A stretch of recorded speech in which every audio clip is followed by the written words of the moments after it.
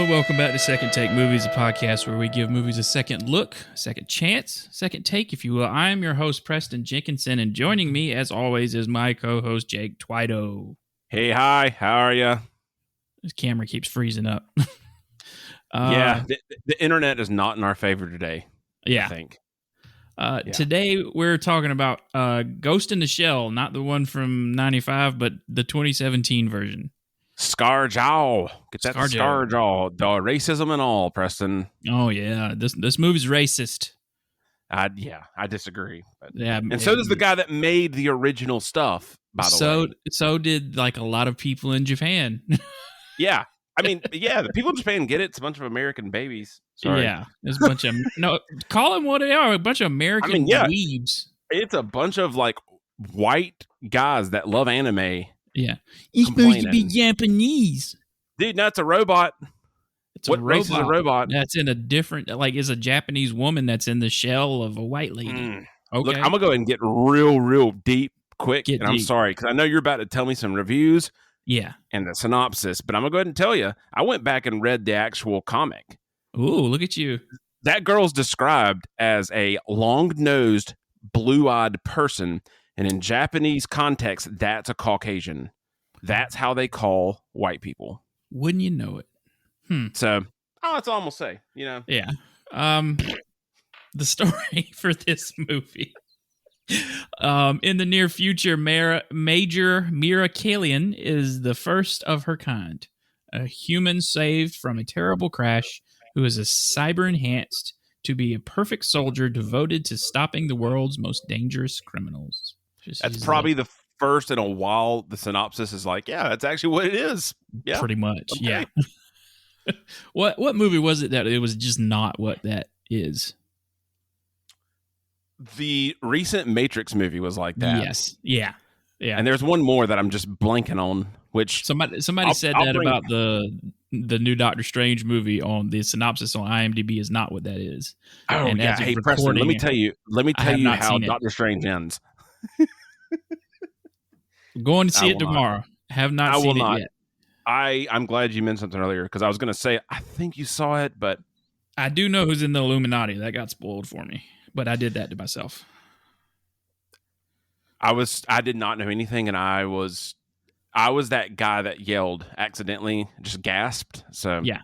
Anyways, Ghost in the Shell. Let me just go ahead before I spoil Doctor Strange on you. Who's your positive review for this? Because I saw a couple, but most of them were negative. From Guy Lodge at Variety. He says, spectacularly honoring the spirit and aesthetic of Marimuru Oshii's beloved animated adaptations without resorting wholly to slavish cosplay. This is smart, hard-lacquered entertainment that made trump the original films for galloping storytelling, momentum, and sheer coruscating visual excitement. And if a measure, I don't know what that means. I don't either. Even if a measure of their eerie, melancholic spirit hasn't quite carried over to the immaculate new Kara space. Reflecting light and bright beams. Gotcha. So it's a cyberpunk deal. I mean, that's all right, works. That was very long-winded, but a lot of good vocabulary words. Yeah, but you know what? I do agree with it. I watched the original movie twice. Look at you. Well, I got really bored when my tires were getting changed and watched it again. I watched it on YouTube, and then I felt like an guilty. Hour 20, something like that. Okay. Felt guilty because I watched it on YouTube, and then I said, well, I'm going to buy it because I do love this, and I feel really guilty that I kind of stole it. Yeah. But it's kind of weird watching this movie so close to it. The pacing and stuff is kind of better in this. Yeah, we'll get into it later, but that's like, I don't know if you ever watched Chris Stuckman on YouTube, but I watched his review of this. Oh, yeah, definitely. He said this movie improves some of that, and he's like a huge anime fan. But the negative review from the film stage this is written by Daniel Schindel. This iteration of Ghost in the Shell remixes elements from various comics, films, and TV series that have come before, but offers nothing new or interesting in doing so. Weeb. Yep. No, I'm shocked that Variety had a positive review. Me too. I really thought you were going to start that and say like, well, there's a white person playing this and there's white people in this. Yeah. They can be a little pretentious and yeah, I was pleasantly surprised to hear, oh, I agree with this person. Wow. So if they started handing out robot arms, you going to get one? Like, Preston, I don't know. So I'm kind of colorblind. My left eye sees a different color than my right eye. So if together it's kind of okay, but if I do, close one than the other, everything's different. So robot arms, I don't know, but Bato got the sick, crazy eyes later. I'm like, you know what? Like I could see great. Yeah, I don't know. I started getting worried when this movie opened with like opening. It's been a while since I've seen it. Like I bought it when it first came out, but it's been a long time since I watched it. Two things had me worried. One, this was produced by Avi Arad. Not a fan of his. No, not particularly. I mean, you did when he was the executive producer for Blade. You did that. Yeah, Blade 2. He's been all the Spider-Mans. The new Spider-Mans. He's been a part of everything good about Spider-Man and everything bad about Spider-Man movies. Yeah, I mean, he also did Venom. He did Morbius. Yeah, I can't remember what else top of my head, but yeah, I mean, I didn't know he did this until today, so I'm kind of happy that I was like, I didn't even look this up. But yeah, it's kind of like Simon Kinberg in the X-Men movies. He was a part of everything good and bad. But the second thing was there was text on screen telling me the backstory. Yeah, and any I've grown to hate the YouTube channel Cinema Sins. Oh, they're terrible. It's terrible. I mean, it's so bad. I mean, like sometimes it was funny that like the more I watched it, I'm like, this is just a guy nitpicking bullcrap. Yeah. But I will say the one thing is like, yeah, exposition intro with text. We don't need it. Whatever. Just let us. It didn't do anything. Just jump in. On the subject of that, of YouTube people, Cinema Wins Corridor Crew is way better. Like definitely. Because there's actual research and stuff that goes into that. I don't know who made that channel, and I hope they're not related. But I hope it's just a big middle finger of like. It is. That makes me so happy. Then yeah. Like this grumpy, bitter old man. Yeah, who makes $3 million a year. Yeah, but we need to do that. Making crappy jokes, which I feel like we could. I've made one fart noise in this so far, so I'm well on my way.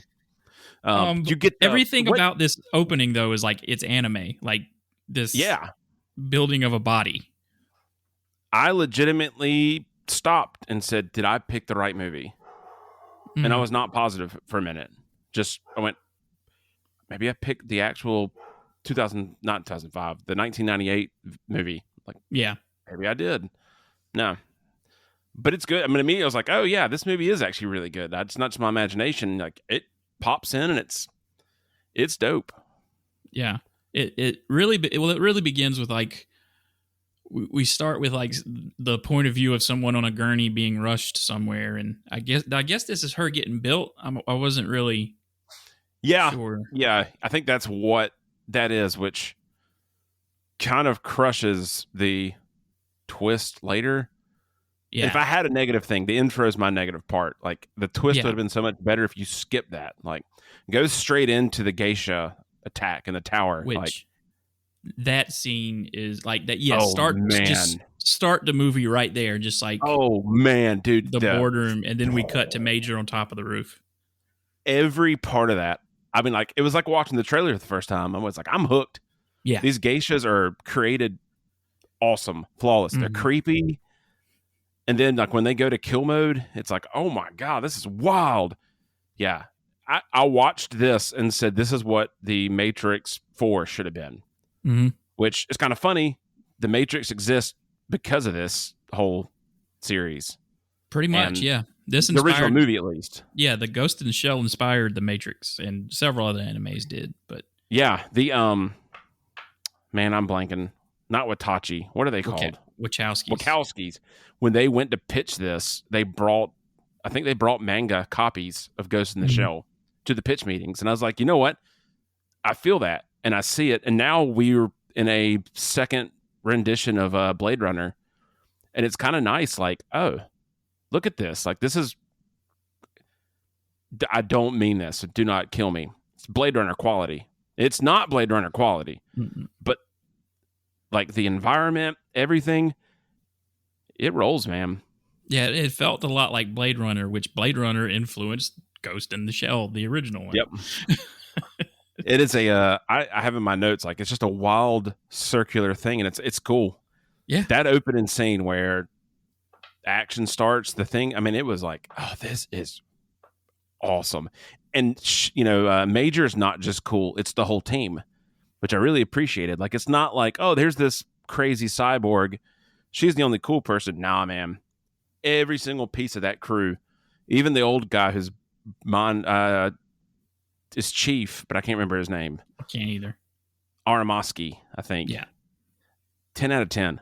I mean, I was sold. It was just, I mean, and like you said, it's like an anime straight away. Every character is crazy enough to be believable, or crazy enough to be an anime character, realistic enough to be real. It's like, yeah, this is great. And this is the last time we'll bring up the whitewashing thing, but you can't claim that if her core team is like the most diverse group of humans I've ever seen. Yeah, and that's what I forgot before watching this, because I walked into this going like, yeah, I forgot about all the whitewashing stuff, even though she's a cyborg and the guy said this, and then I realized, like, no, this is perfect. And actually, I mean, like, you watch the original movie, there are people they call out as Americans. Yes. In the actual thing. The movie really starts in this boardroom. Like, it's the CEO of the Hanka Robotics, I think it is. Yeah. And he's trying to, I guess, make a sale with like some African president or something. Yes. Trying to sell implants, I guess. Yeah, and I didn't follow. Sadly, I didn't follow, like, what are you actually trying to do? All I followed was, well, you're definitely doing something wrong. Yeah, because the geisha starts attacking the CEO, and the guy's like, "This is what I'm talking about." Let me ask you this: okay. I watched this movie and I tried to figure out one, not negative point, but how much did they spend on trailer highlight moments versus the rest of the movie? Because like that geisha attack, it's in the trailer, yeah, and it's bat crap crazy. It's like, this is awesome. Yeah. And there's other moments that are incredible, and everything else is kind of like, yeah, this is good. Well, and that's it. And especially that moment where she drops down from the building, and just free dives, basically. Straight from the original film. Like, I don't think it's a bad thing. And I did read some reviews that are like, this is a cookie cutter clone of the original movie. They just took a scene and did it just like Avatar did, just like Dragon Ball Evolution did. And I went, whoa, no. If you didn't, you'd have all the weebs mad. So yeah, and you know what? They made it look cool. It didn't look like they were just doing it to do it. It's like, yeah, that's rad, man. And especially later on, we'll get to it, but like that scene on the water, like, oh, it's my favorite. That is, I mean, yeah. But so these robot geishas attack, and this is why you don't need, this is my argument for why we don't need cybernetic implants. They start hacking people in the brain. They hack in the brain. And Major bursts into there's like the geishas attack, and then there's some guys that come in with machine guns or whatever in suitcases. And then Major comes in and just wrecks the shop. Yeah. I mean, I felt like a kid watching this. It was like, oh, that's so cool. Like, that invisibility effect is like really good. And they did it, and they did a fantastic job. It's not corny. Yeah. It's usable and realistic, but and her boss is trying to keep her from going in. Yeah. Her boss, that might be my favorite character. That guy. Bato and him. Just an old Japanese guy I work with I know the difference between a Chinese person and a Japanese person. I'll just go ahead and make sure that's mentioned. But I work with a Chinese, actually from Hong Kong, so I don't think that's it's part of China, but they don't consider themselves part of China. He looks exactly like this guy, like the kind of pointed hair. I call it Mega Man hair. I don't know why, but it's perfect. The whole time I just grinned thinking it was this guy. But that's a fun fact that no one cares about but me. You know what? It's important to you. That's all that matters. Hey, thanks, Preston. I really appreciate that. And this has been a great podcast. We'll see you later now that I've made my... but yeah, no, the whole premise of this whole movie, the series, is like, where is AI in the soul? Like, when is AI real? When is a human? Like, what makes us... Which I think a lot of sci-fi is trying to answer that question, especially Blade Runner. Like, when does the human start, and where does the robot begin? And what makes us human? Is it our awareness of our eventual mortality, or what is it? I bet the message that's not, like you just said, I think it's the fear of technology. I mean, you'll shut your entire life down with. I mean, we can see it now today. People get cyber hacked and stuff, and it's like, you're done. Imagine they can like hack part of your body that's keeping you alive. Not good. Yeah, that's creepy. Yeah. So the Major wrecks the shop, and then one of the robot geishas is begging for her life, and then is overtaken by who we think is the antagonist,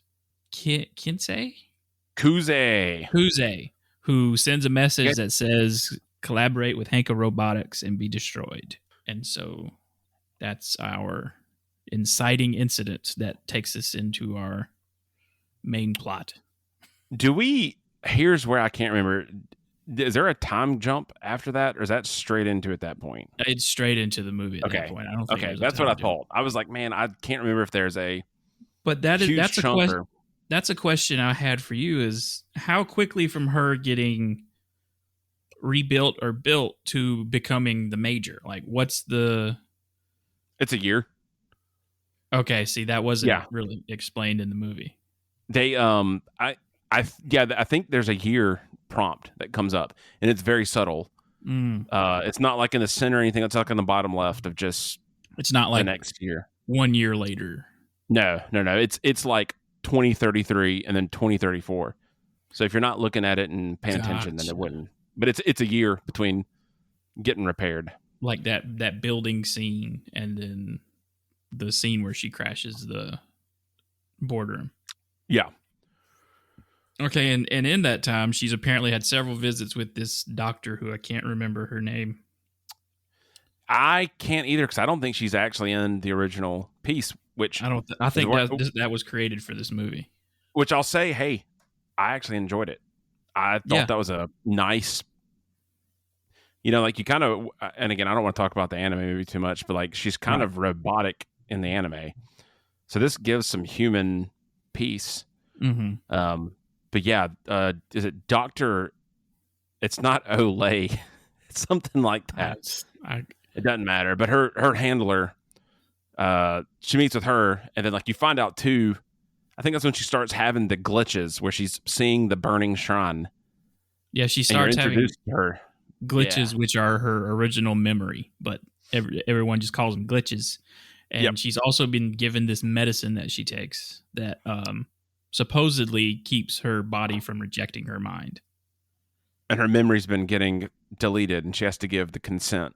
Yeah. Which that was the only piece where I was like, okay, the consent part was dumb. And then they made fun of it later. Like, we never needed your consent. Never needed it. But it was a good, powerful line. Yeah. Later. So they go to this, what I'll call an autopsy of this thing, this one of the geisha robots, to find out like who was doing this, why is it doing this, and so she decides to plug herself in with the geisha on like an open network. Yeah, They made a robot and it wasn't smart. It's like logging on to the Wi-Fi in a hotel. Like, don't. And checking your bank account at that, too. Yeah. Don't do it. But you do get to, like, I mean, you see Bato and her interact. You understand they're a partnership, but he disconnects her and drags her out of that while she's getting counter-hacked. But that's where they figure out that the hackers at that nightclub, though, right? Yes. Yeah, or someone at that nightclub gave weapons to the guys that attacked the boardroom. And it's a trap. Yes. Is the nice piece. And she gets kidnapped into like not kidnapped, but like chained to a stripper pole in like a room in the club that's soundproof and blocks out signals with sweaty Japanese Elvis. Worst part of this movie, she didn't dance. Sorry. It was too easy. Does not contain a lap dance. I'm trying to think of, like, I know, like, there's a piece right there where there was so much going on that I forget what exact. That's my only complaint maybe is this movie moves so fast. I feel like it's 107 minutes. It's a good movie, but like you said, like it just moves so quick. It's hard to like remember exactly what happened. Yeah. There's no breathe. Like it's like, oh, this is going, and that the original things like that too. Yeah. But that's my only, like, I wish they stretched it to like 130. Yeah, like break this out into like 2 hours and. And I wanted to see more of the world. I wanted to see more of their team do stuff. Like, yeah. Which I saw some nerd on YouTube, a very pretentious nerd that was comparing this to the anime and talking about how more bright and vibrant the anime was, and oh, no way, shots and everything, like longer contemplation on things and stuff. And I'm like, well, I feel like this movie this movie is kind of dark, like literally, like a lot of it takes place at night or in an overcast day. And at the very end, there's like a sunrise, and I think there's a reason for that. Like there's some symbolism there. I know where that guy's going by saying that, because I noticed it the second watch today. There's like long sequences of environment. There's nothing happening. There's no talking. You're listening to the city. You're seeing the city, and the city just looks dark and dusty in the anime. This one, it's kind of that neon cyberpunk feel. So I understand why he's saying it, but that doesn't make sense.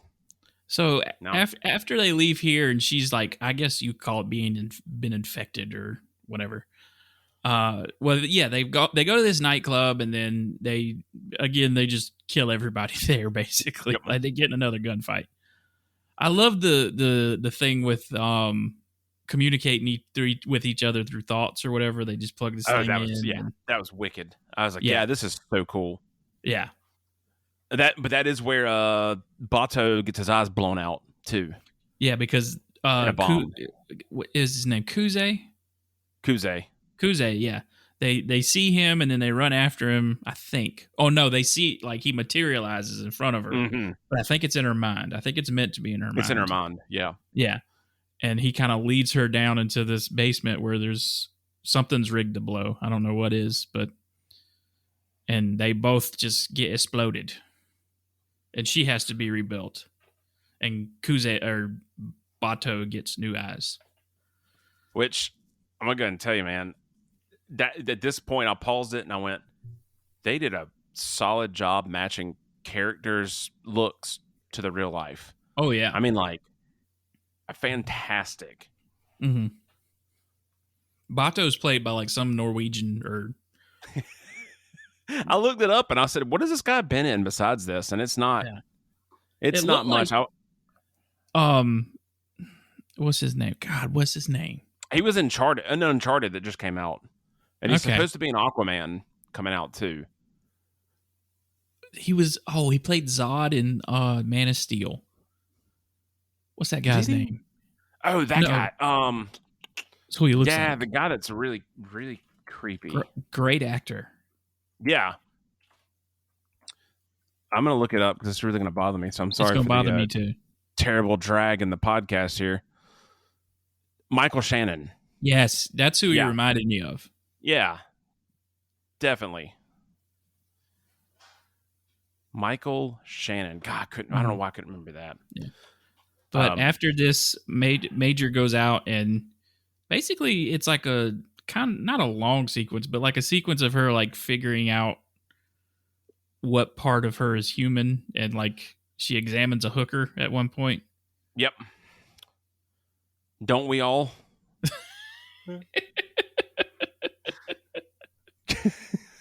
I'm going to Chicago next week. I'm definitely going to do that. Chicago. I'm going to get shot.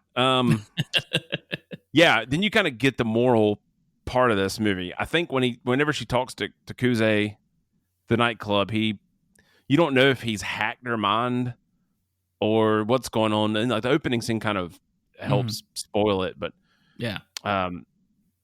Isn't that when he tells her to go? No, not yet. It's you got the big chase scene, and then she meets up with him again. Yes. And he reveals that they're like, he's the failed test of her, essentially, and there's 98 other ones. And he gives her an apartment key, and she has to go back to where, assumingly, that's where she's from. I possibly just skipped a huge piece of all this, by the way. Yeah, like, because I remember looking up one time, and he's got her, like, hooked up to some cables. Like, I remember the thing with the hooker, and then she's somewhere in between that, she's hooked up to cables. Because that happens while Bato's getting his eyes fixed. How did she get hooked up to the cables? He has to lead her somewhere. I know that much. I'm not going to lie. I can't remember. I can see the frame, and I'm just trying to remember how did they get there. Well, Preston's been a great podcast. We just fell apart. So, anyways.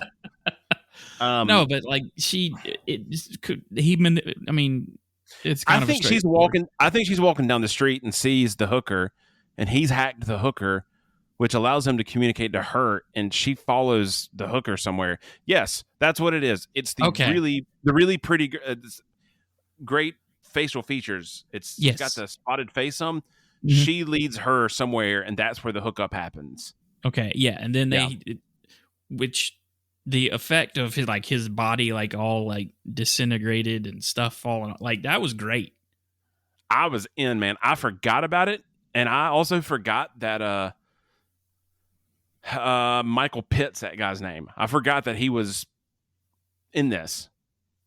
He's not in a lot of stuff, but he's just got a very specific face, I guess. Yeah. I mean, he's legitimately not in anything else, so don't even look it up. But I looked it up last night because I was like, "Who is this guy?"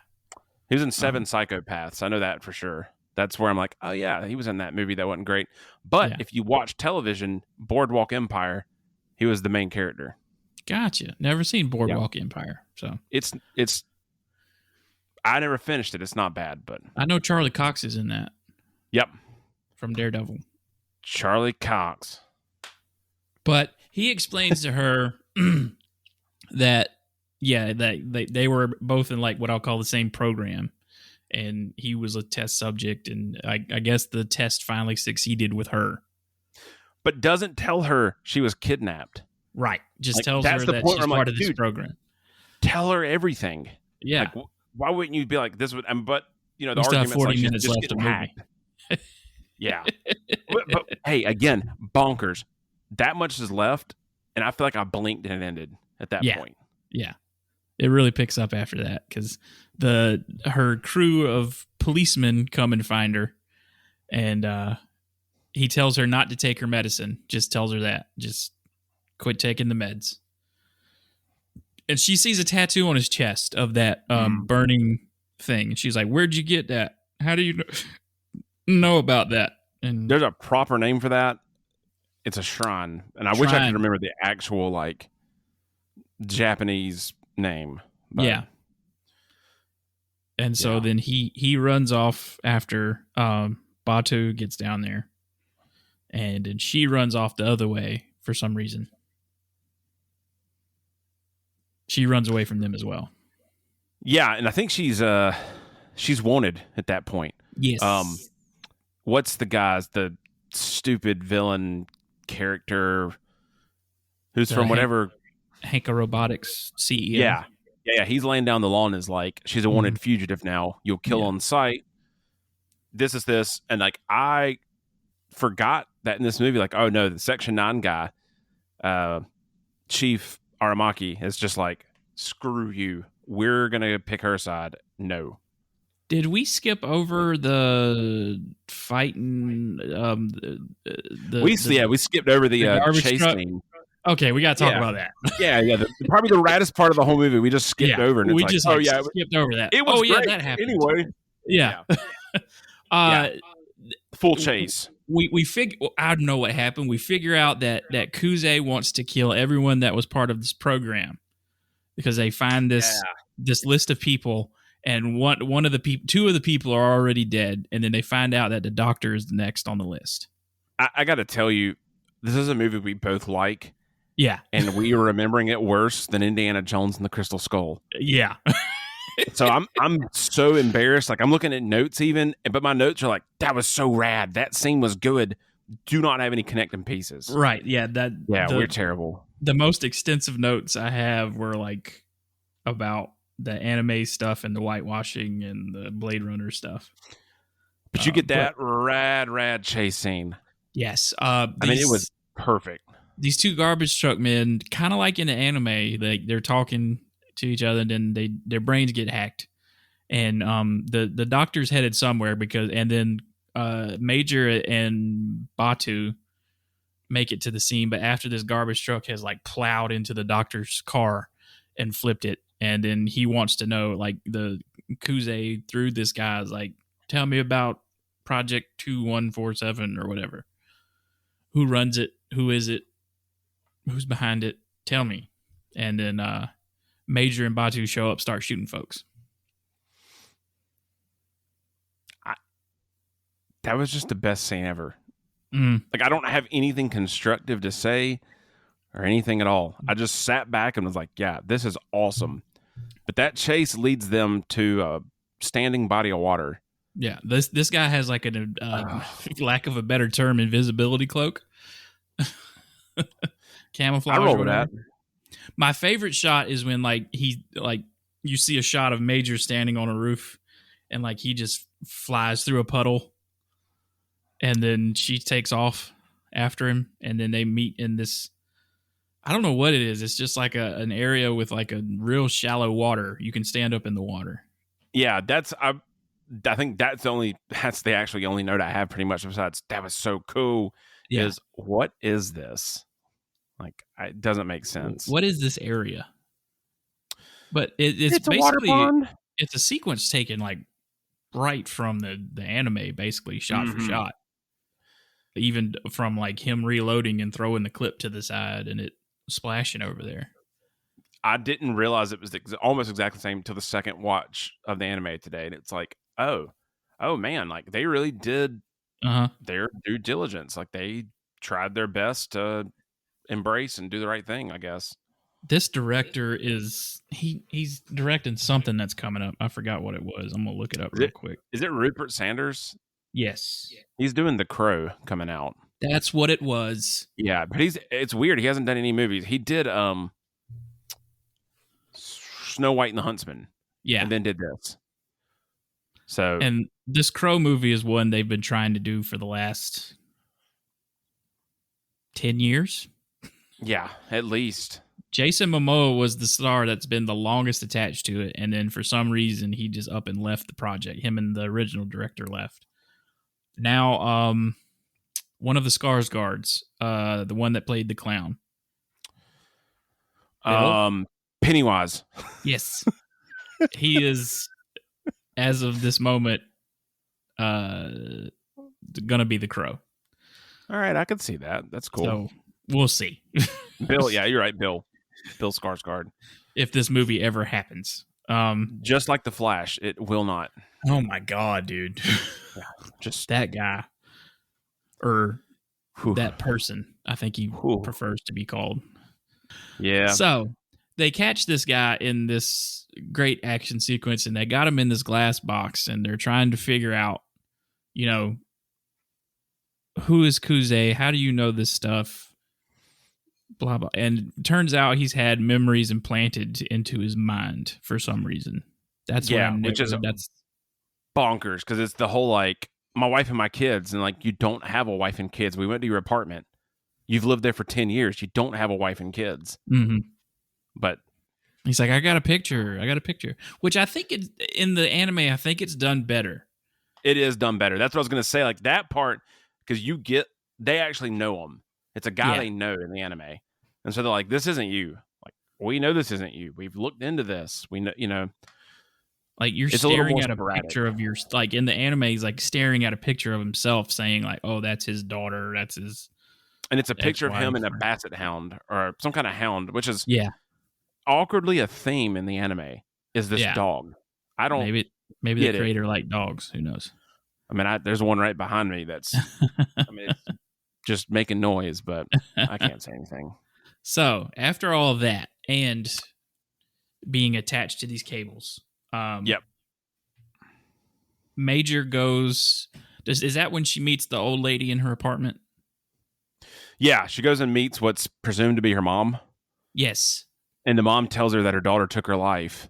She ran away, and she was in police custody, and she killed herself. Because the story that Major kept getting was that she was, her family was killed by terrorists on a boat. And that's what she totally believes.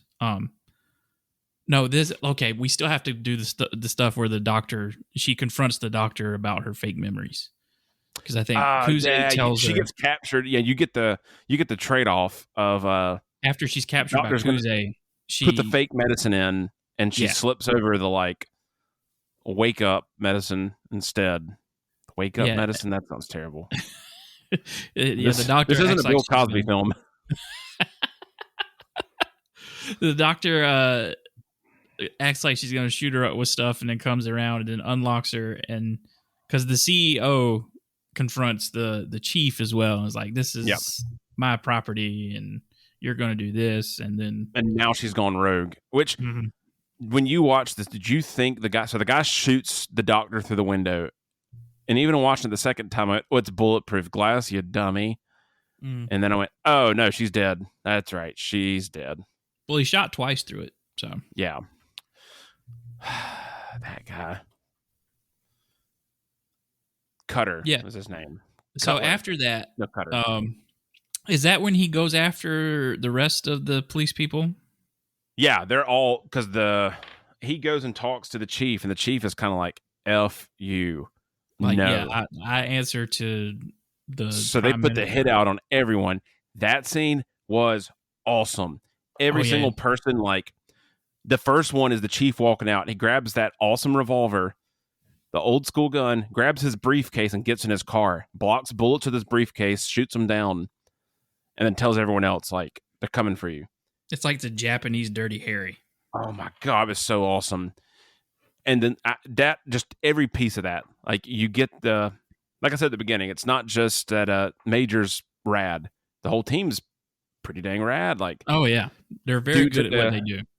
Dude's in the cafe, sees a guy in the mirror, shoots him from behind his back, like under his coat. I'm like, I'm into this movie completely again. Never got out of it, but it was good. So after she survives all that and the crew survives all that, that's when she goes and talks to the old Japanese lady and learns about herself and what happened. I don't know if she tells the lady that she's her daughter. No, doesn't. She does not. Okay. The lady, when she's about to leave, she says, do I know you? And then she's like, I gotta go. I have to leave. Yeah. And she's like, will you come back? So it's, the mom either has a feeling of it, but she doesn't tell her for sure. Yeah. And that's when, like, the Hanka Robotics guy sends like a spider tank or... Yeah, she goes, the mom opens up where Major's last memory of that girl's last memory was of being alive, and it's at the tree with the burning shrine. So she goes there, and I'm going to go ahead and tell you, it kind of was like, I wanted a better villain end, but that spider tank was balling. Mm-hmm.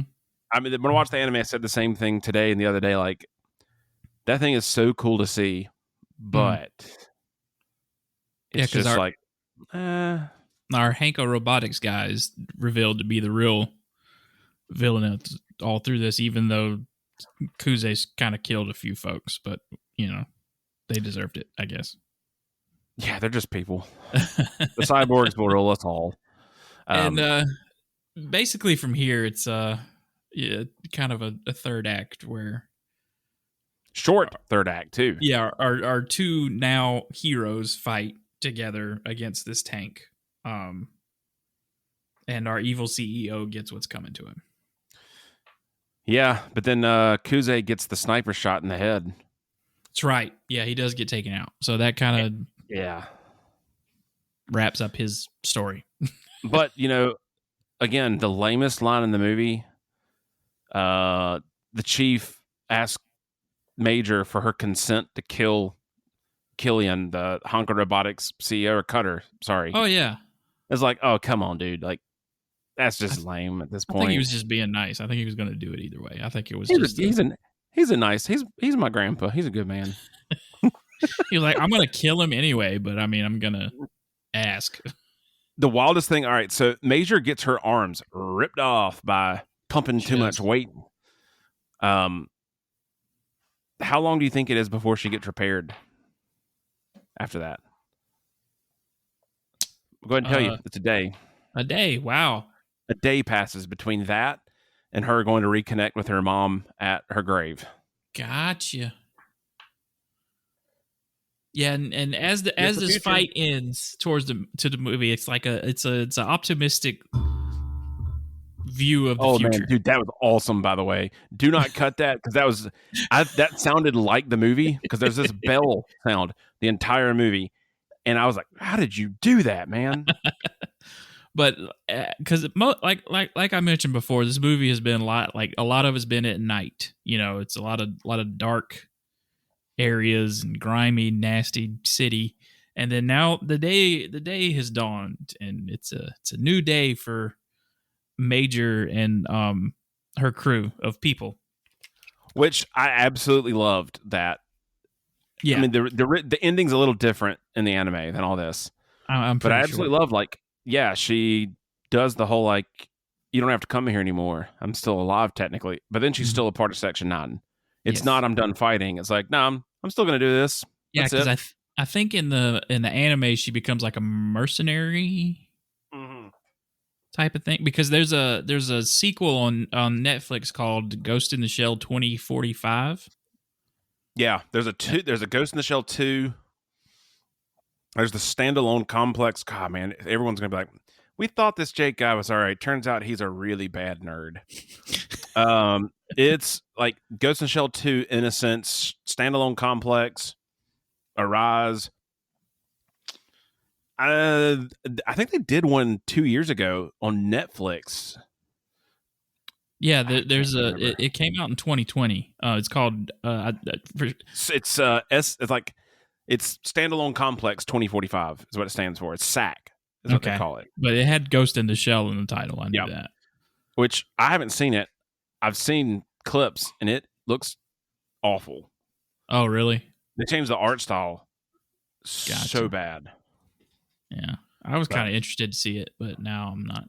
If you want to watch something interesting, the standalone complex. I don't know if I told you this on a previous episode or I told someone else, but it's like this was one of the first animes I think I watched, and it came on Toonami on Cartoon Network. So they had a block that was anime from 4 to 6, but then they started doing stuff at night, which later became Adult Swim. So they'd show anime and it's unedited. I mean, F words flying, doesn't matter. And Ghost in the Shell is one they did there. And I'll never forget, I'm watching it. It's rad.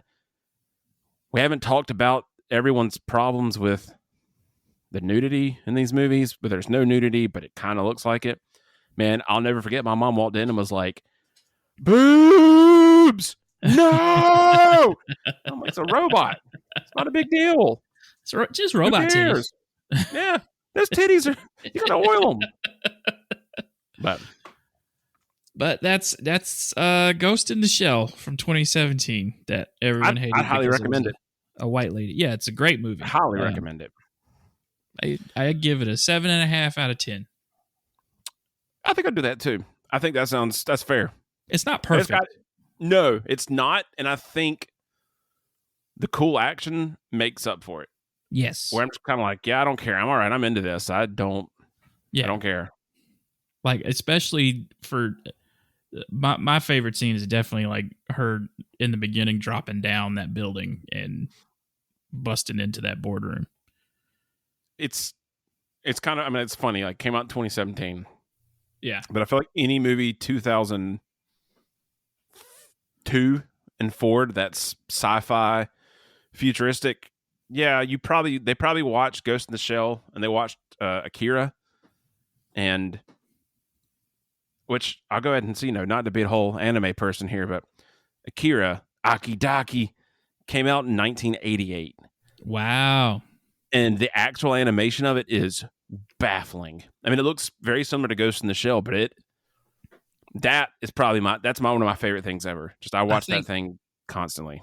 Taika Waititi and Jordan Peele have both been attached to direct Akira movie. Yeah. And I think Taika what did I say before in Green Lantern? Taika Waititi. Oh, Toddy. Oh, good. I thought I was just calling him Toddy or something. Waititi. The Southern's coming out bad. I think he'd do a good job. Jordan Peele, I don't know. Which I think that was just a rumor, though. Like, yeah. I don't know if they'll ever make that movie, though. I don't think so either. It's one of those, we've talked about Cowboy Bebop's live action. You think you're not going to win? You think the weebs got mad at this movie? Jesus. Oh, man. Well, yeah, I'm one of the guys. Well, yeah, I can't say anything there because you're like, it's not that bad. And I'm sitting here going, they've crushed my life. But solid movie. I'm not even mad at you on this one. Yeah. This is the first time in a while I've been like, Preston, thank you. Well, that's the point of this podcast. It's supposed to be like, let's look at this bad movie, or sometimes it's been like, here's a movie that we're probably not going to agree on, which I think are some of the best episodes. Yeah. And for this one, I think flat out, it's like, look, it's not a second take because I think a lot of people skipped it because they thought it was racist. Yeah. It's not. Just a Japanese source material and it's a white lady? No. Yes, no. Japanese people can make stuff that's not Japanese people about Japanese people. I'm going to need you to cut that because I think what you just said was terrible and I am no longer a part of this. That's Ghost in the Shell. Shell it. Go watch it. Since you've made it this far into the podcast, leave a review wherever you can. Subscribe as well. And email in. Give a thought of a movie that you think's worth a second look. Yeah, especially if it's whitewashed and everything else. Yeah, we'll tell you how it's not. No, we won't. I mean, if you make that your catchphrase, that would be awful. But there are cases of whitewashing. This one is not one of them. Yeah, yeah, and that was my original problem because I didn't.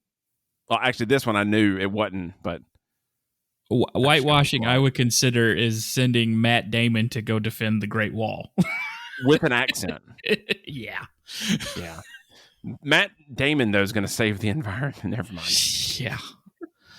But you can send those suggestions to secondtakemoviespod@gmail.com. You can find us on Instagram at secondtakemovies.